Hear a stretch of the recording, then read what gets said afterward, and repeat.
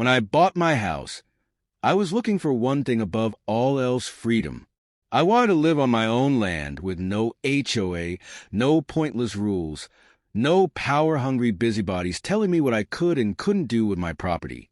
I found the perfect place, a private estate, just outside of a major suburban development, separated by a row of trees and a legal boundary that kept me far away from the Everwood Lakes HOA. Their rules didn't apply to me. Their fees didn't affect me. Or so I thought. It took exactly 1 week before Karen showed up at my doorstep. It was a beautiful Saturday morning, the kind that reminded me exactly why I bought this place. The sun was shining. A gentle breeze drifted through the trees, and I was sitting on my porch, drinking coffee and soaking in the silence. Then I heard the sound of heels clacking against my driveway. I looked up and spotted a woman marching toward my house like she owned the place. She was in her late 50s, dressed in a pastel cardigan, neatly pressed slacks, and, of course, holding a clipboard. The expression on her face radiated pure entitlement, as if the very air around her existed solely because she allowed it. I set my coffee down, already sensing trouble. "Excuse me," she called, her tone sharp. I raised an eyebrow. "Yeah." The woman gave a tight, forced smile, stopping just short of my porch. She didn't offer her hand to shake, which honestly was fine with me. "I'm Karen," she announced, as if that was all the introduction I needed. "President of the Everwood Lakes HOA. I wanted to come by and discuss some violations on your property." I blinked. "What?" She sighed dramatically, as if I was already exhausting her. "There are rules in this community," she said. "I understand you're new here, but we need to maintain a certain aesthetic." I glanced around. My property wasn't even in her neighborhood. "Yeah, I don't think that applies to me," I said. "I'm not in an HOA." Karen's smile wavered. "Oh, but you are," she insisted. "All homes in this area are part of the Everwood Lakes HOA. It's in our charter." I actually laughed. "Lady, I live on private property. I double-checked before buying. I made sure I wasn't in any HOA. This land is mine." Karen pursed her lips, gripping her clipboard tighter. "That's simply not correct. This whole area is part of Everwood Lakes, and whether or not you like it, you still have to follow the rules." I crossed my arms, my amusement quickly turning to irritation.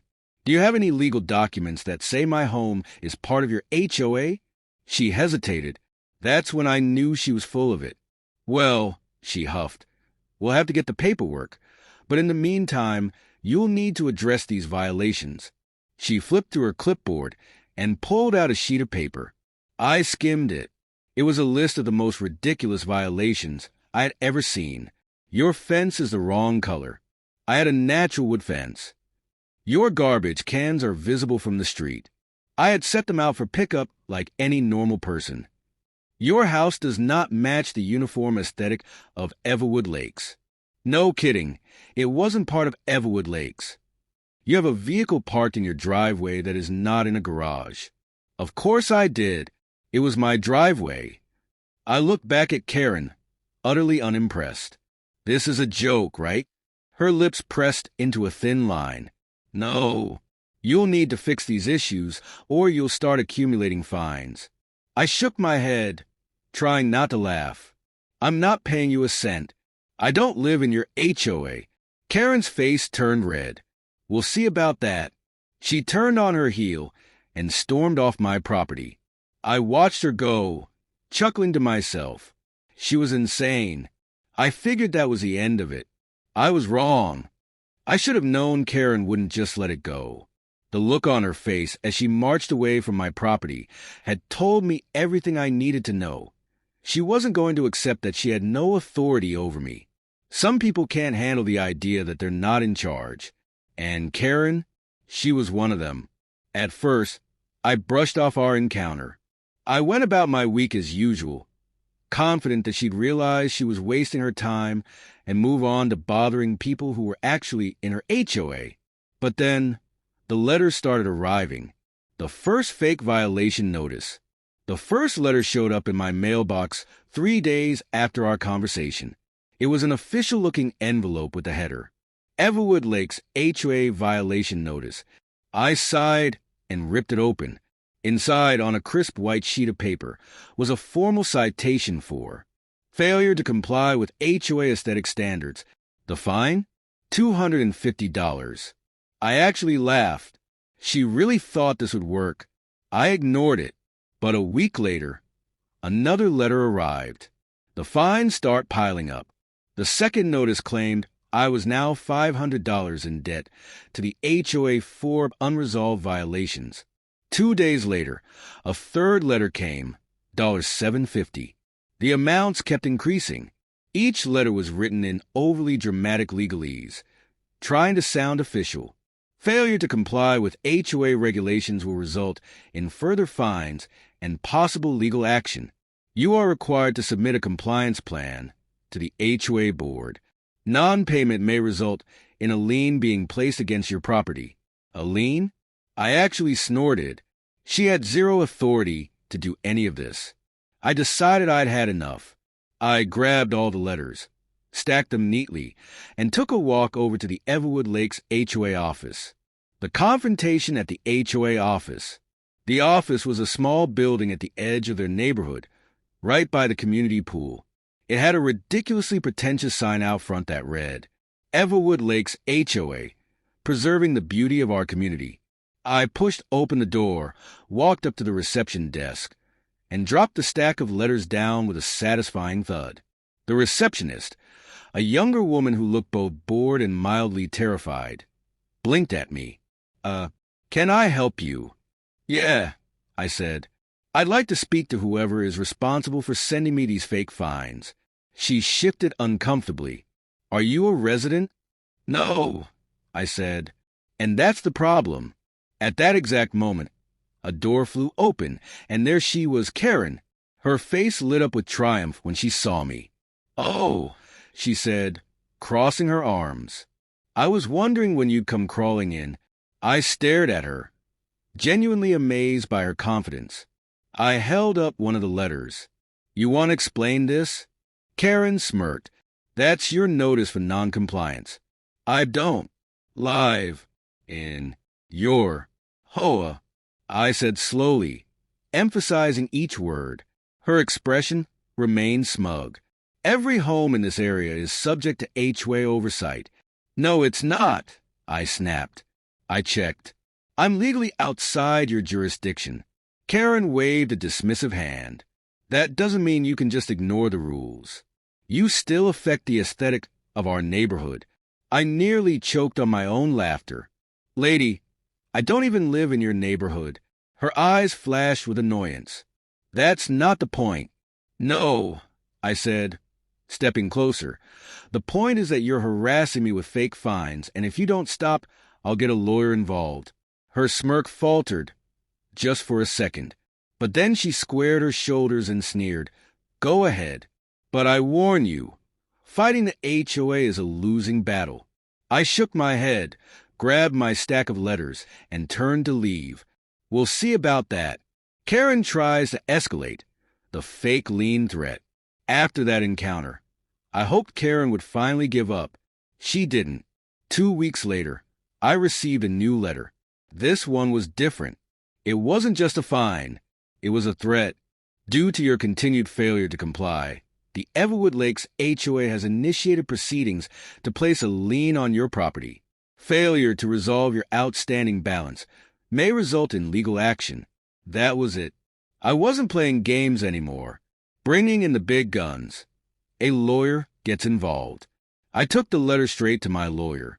He laughed. Hard. This is 100% illegal, he said, shaking his head. She can't file a lien. She has no authority over your property.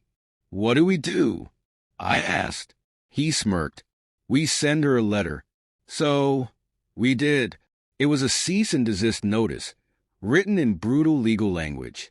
It outlined every way in which Karen and the HOA were violating harassment laws, fraud statutes, and real estate regulations. It also made one thing very clear. If Karen didn't stop, I would sue her personally. Karen's public humiliation. The letter was delivered directly to Karen at the next HOA board meeting. According to a very helpful neighbor who attended, Karen turned pale as she read it. She tried to brush it off, claiming I was just bluffing. Then another board member, who clearly wasn't a fan of Karen, pointed out that if I sued, the HOA might be on the hook for legal fees. The board panicked. Karen was immediately voted out as HOA president. And just like that, the reign of terror was over. The aftermath, total victory. I never received another letter. Karen, she vanished from HOA politics entirely. And my house? Still standing, still free. No HOA. No Karen. Just peace and quiet. The way it was always meant to be. Karen might have been voted out as HOA president, but I knew she wasn't going to let this go quietly. Some people thrive on power and control, and when they lose it, they become desperate. Karen had spent years lording over Everwood Lakes, making up rules, pushing people around, and acting like she ran the entire area. She wasn't just going to walk away from that without a fight. And sure enough, she didn't. Karen's last stand, the false lien scam. A month after the cease and desist letter, just when I thought everything was finally over, I got another letter in the mail. This one wasn't from Karen directly. It was from a collection agency. Notice of outstanding debt. Immediate action required.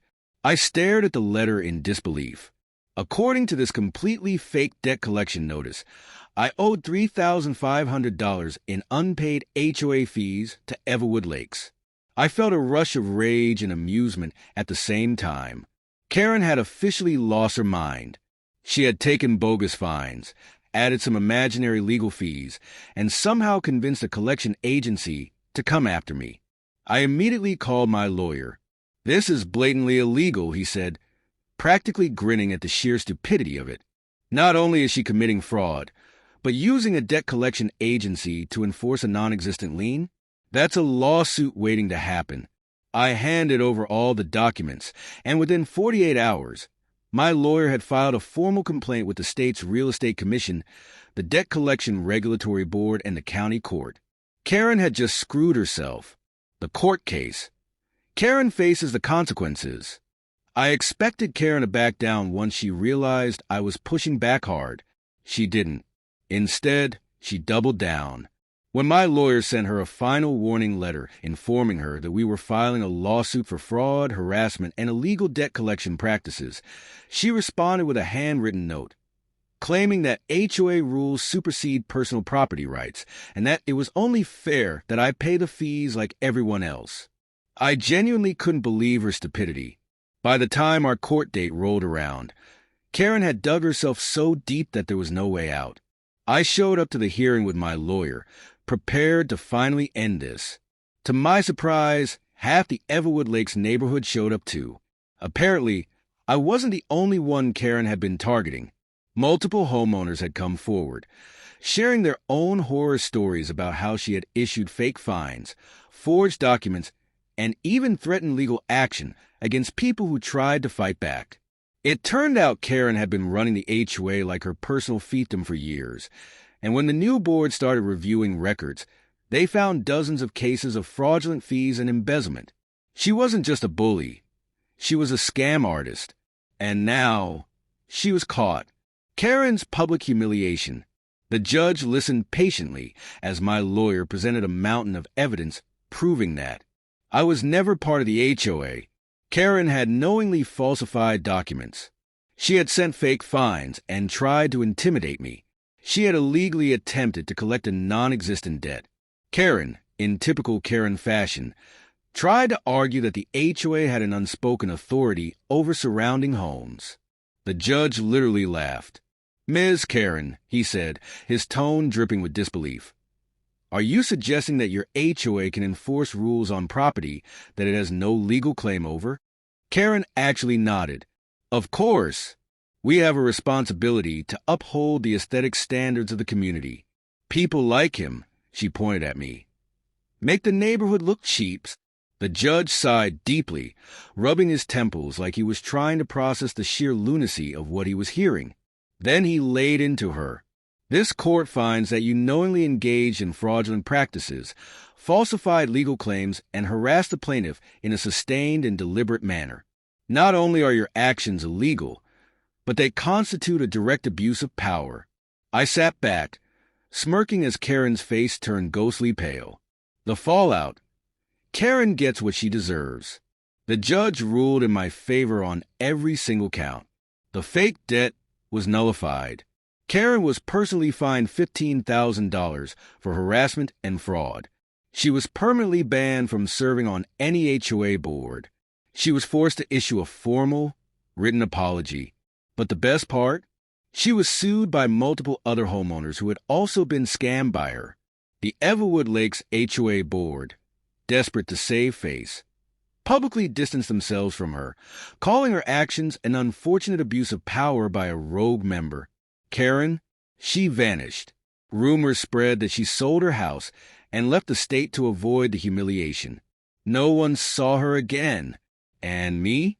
I went back to enjoying my Karen-free, HOA-free, peaceful estate, the way it was always meant to be. Final thoughts. Karen thought she could force her imaginary authority onto me. She thought she could intimidate, fine, and threaten me into submission. But in the end, she lost everything.